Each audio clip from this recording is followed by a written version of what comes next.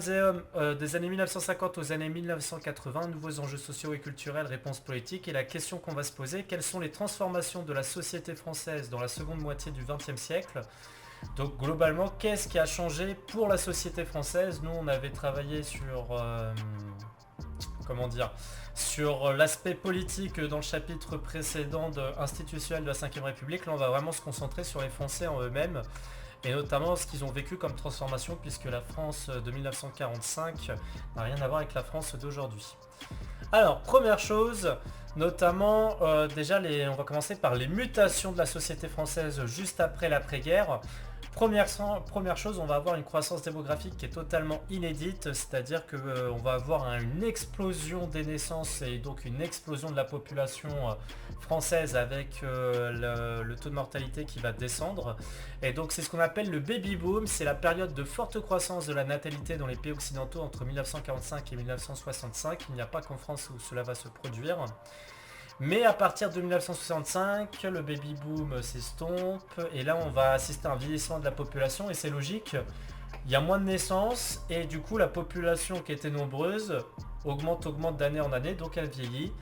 Et c'est effectivement ce qui nous pose problème maintenant dans la société, nous aujourd'hui, avec notamment les retraites.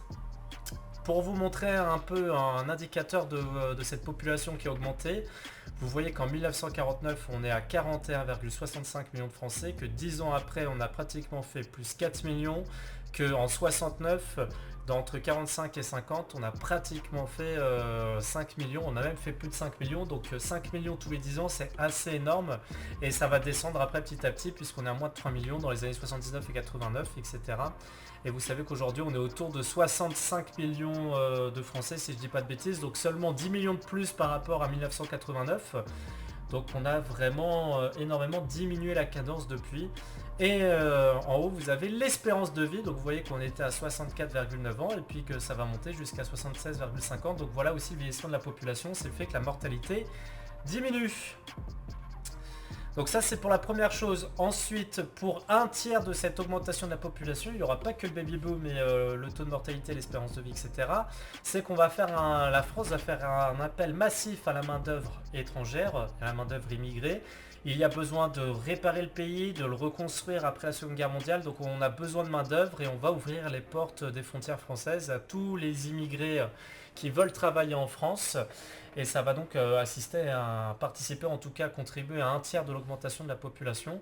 Et par la même occasion, on a aussi, salut à toi Marcovel, on a aussi un très très fort exode rural.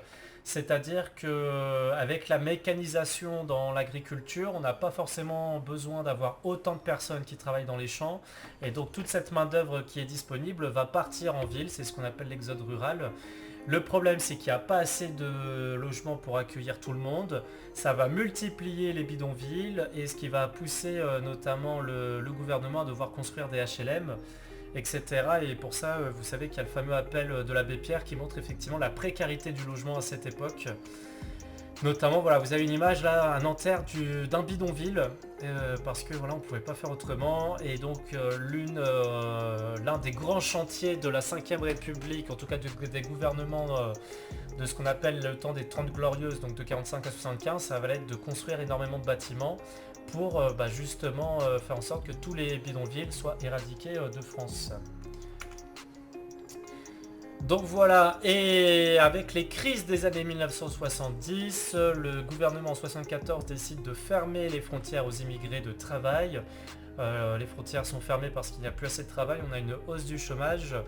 Et du coup, il y a deux propositions qui sont faites aux immigrés. Soit vous restez dans le pays, vous vous intégrez, soit effectivement vous repartez chez vous. Et pour ceux qui sont restés, pour les faciliter dans leur adaptation, etc., le fait dans leur intégration, en 1976 est reconnu le droit au regroupement familial, c'est-à-dire qu'un père de famille peut peut être autorisé à ce que ses enfants et sa femme viennent le rejoindre directement en France ensuite. C'est ce qu'on appelle le regroupement familial. Grand 2, une société en mouvement. Donc là on a vu, on va dire, la France des 30 glorieuses. Mais la société va aussi bouger, quoi. C'est-à-dire qu'ils vont se battre pour le logement, mais pas que. Il y a aussi les contestations, notamment de la jeunesse. La génération du baby-boom, ce sera la première du coup à pouvoir accéder massivement aux études supérieures. Ils veulent faire entendre leur voix, ils sont hostiles au pouvoir de gaulliste. Le général de Gaulle a quand même une très très grande aura dans la France de la 5ème République. D'autant plus à cette époque, mais ceux qui ne l'ont pas connu forcément, il a beau avoir été effectivement l'un des héros de la résistance française, etc. Ça n'empêche que là il est président de la 5ème République et qu'ils ne sont pas d'accord avec son pouvoir, donc il y a de plus en plus de contestations et c'est ce qu'on avait vu avec mai 68, qui le fera démissionner un an plus tard, etc. suite effectivement à cette hostilité. Et cette jeunesse est également confrontée au modèle familial patriarcal, c'est-à-dire que c'est le père effectivement qui était le chef de famille. Les mineurs n'avaient pas le droit de parler à table, c'était vraiment quelque chose de très sécurisé. Il fallait être adulte, enfin de sécurisé, comment dire, de très discipliné, etc. Donc ces jeunes se sentaient oppressés. Et en 1974, la majorité de vote va passer à 18 ans pour que ces jeunes effectivement puissent s'exprimer parce que le modèle a évolué, enfin le monde a changé, la société a évolué. Les jeunes ont aussi leur mot à dire. Et pour ces événements de mai 68, vous voyez hein, là vous avez une photo à gauche effectivement des barricades, etc.